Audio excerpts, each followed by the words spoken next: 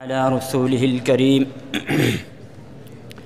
أما بعد فأعوذ بالله من الشيطان الرجيم بسم الله الرحمن الرحيم إن الله لا يغير ما بقوم حتى يغيروا ما بأنفسهم صدق الله العظيم۔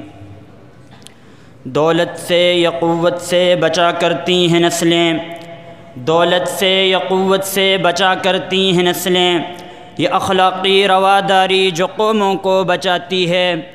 اخوت اور اثار و محبت جن کا شیوا ہو، اخوت اور اثار و محبت جن کا شیوا ہو، اپنی قوموں کو تاریخ اپنے دامن میں سماتی ہے۔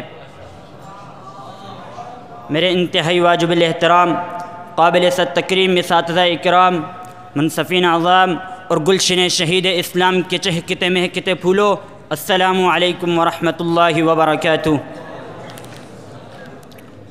آج میں آپ حضرات کے سامنے جس اہم ترین موضوع پر گفتگو کے لیے حاضر ہوا ہوں وہ ہے موجودہ اخلاقی بحران اور اس کا حل۔ سامعین مکرم، ہم اس حقیقت سے انکار نہیں کر سکتے کہ اخلاقیات کسی بھی معاشرے کی بنیاد ہوتی ہیں۔ جب معاشرہ اخلاقی اصولوں پر قائم ہو تو اس میں سکون، ترقی اور امن و امان ہوتا ہے، لیکن جب اخلاقیات کا زوال شروع ہو جائے تو معاشرہ افراتفری، بد امنی اور انتشار کا شکار ہو جاتا ہے۔ بدقسمتی سے آج ہمارا معاشرہ شدید اخلاقی بحران کا شکار ہے۔ سامعین مکرم، تاریخ گواہ ہے کہ اقوام کے عروج و زوال اور حالات کے اتار چڑھاؤ میں سب سے اہم اور فیصلہ کن کردار اخلاقیات کا ہے۔ قوموں کی بربادی یا ترقی کا تمام تر دار و مدار ان کے اخلاقی اصولوں کی پاسداری پر ہوتا ہے۔ جو قومیں اخلاقی قدروں کی حفاظت کرتی ہیں وہ خواہ مادی وسائل سے محروم کیوں نہ ہو، دنیا کی کوئی طاقت انہیں زیر نہیں کر سکتی۔ اللہ تعالیٰ نے قرآن مجید میں ارشاد فرمایا، کم میں فئۃ قلیلۃ غلبت فئۃ کثیرۃ بإذن اللہ، کتنی ہی چھوٹی جماعتیں اللہ کے حکم سے بڑی جماعتوں پر غالب آ گئی، لیکن جب قوم اخلاقی انحطاط کا شکار ہوتی ہیں تو ان کے زوال کی کہانی خود رب کعبہ لکھتا ہے۔ فرمایا فَأَهْلَكْنَاهُمْ بِذُنُوبِهِمْ، ہم نے ان کو ان کے گناہوں کی وجہ سے ہلاک کر دیا۔ قوم نوح، قوم سمود، قوم سمود، قوم شعیب اور فرعون کی قوم جیسے بے شمار واقعات اس حقیقت کے شاہد ہیں کہ قوموں کی بربادی، قوموں کی اخلاقی کمزوریاں اقوام کے خاتمے کی سب سے بڑی وجہ بنی۔ اور جب مسلمانوں کو عروج حاصل ہوا تو اس کی بنیاد مادی وسائل پر نہیں تھی۔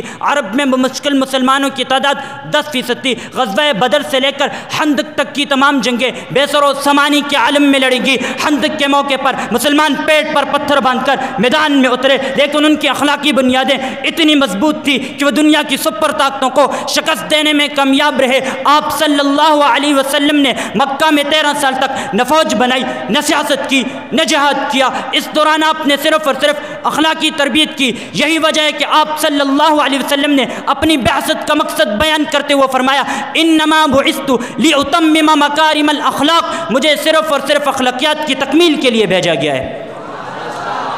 سامعین مکرم، جب قومیں اخلاقی اقدار چھوڑ دیتی ہیں تو ان کا انجام عبرتناک ہوتا ہے۔ قوم نوح زمین میں دسا دی گئی، قوم فرعون سمندر کی لہروں میں ڈبو دی گئی، قوم لوط پر پتھروں کی بارش برسا دی گئی۔ آج اگر ہم اخلاقی انحطاط کا شکار ہیں، اخلاقی زوال کا شکار ہیں، ہمیں بھی ایسے ہی حادثات کا سامنا ہے۔ سقوط بغداد ہمارے اخلاقی انحطاط کا المناک باب ہے، سقوط ڈھاکہ ہماری تاریخ کا سیاہ باب ہے، بابری مسجد کی شہادت اور لال مسجد کا سانیہ ہماری بے بسی کا آئینہ ہے۔ تبھی تو شاعر نے کیا خوب کہا ہے، سبق پڑھ صداقت کا، عدالت کا، شجاعت کا، تو سبق پڑھ صداقت کا، عدالت کا، شجاعت کا، لیا جائے گا تجھ سے کام دنیا کی امامت کا۔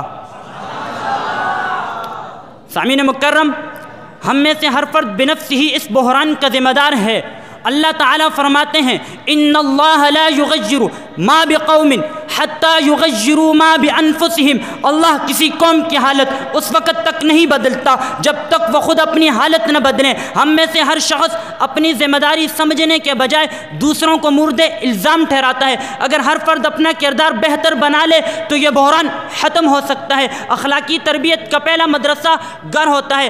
آج کے دور میں خاندانی نظام کمزور ہو چکا ہے، والدین بچوں کو وقت نہیں دیتے، ان کی تربیت قرآن و سنت کے مطابق نہیں کرتے، بچوں کو دنیاوی کامیابیوں کے پیچھے دوڑنے پر لگا دیتے ہیں، نتیجتاً بچے اخلاقیات سے دور ہو رہے ہیں۔ ہمارے تعلیمی نظام کا مقصد صرف اور صرف روزگار کمانا بن چکا ہے۔ اخلاقیات، کردار سازی اور دین